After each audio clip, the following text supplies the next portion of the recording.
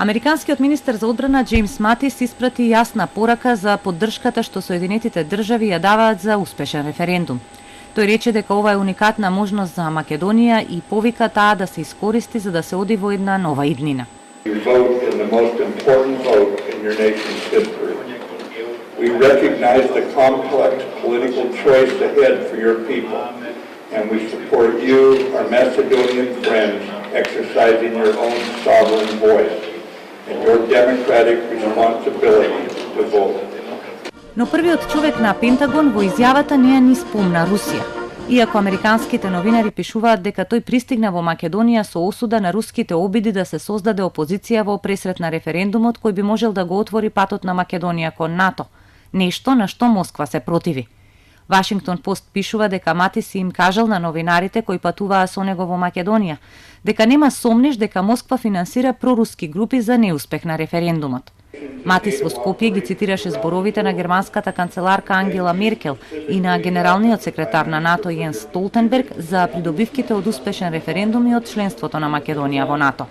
You would join an alliance in which countries large and small work together to uphold shared principles of national sovereignty, territorial integrity, and freedom from coercion, while others seek to diminish these very values, sowing discord from Syria to the Ukraine.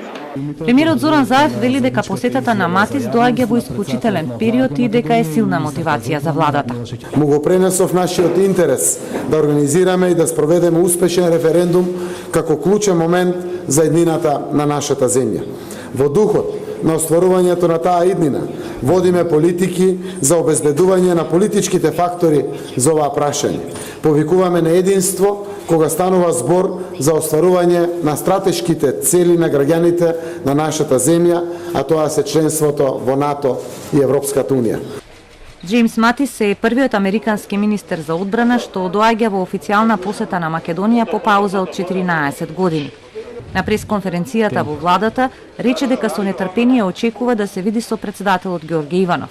Но по средбата од кабинетот на претседателот стигна штуро соопштение дека разговарале за тековните политички случувања во Македонија, за евроатлантските перспективи на земјата и за одбранбената соработка на двете земји.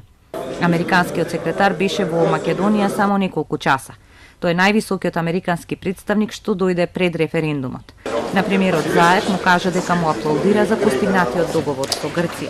Договор кој, како што рече Матис, ќе обезбеди спроведување на клучните реформи за членство во НАТО и, кој, како што кажа, би овозможува вам, на нашите македонски пријатели, да одлучите за вашата сопствена иднина.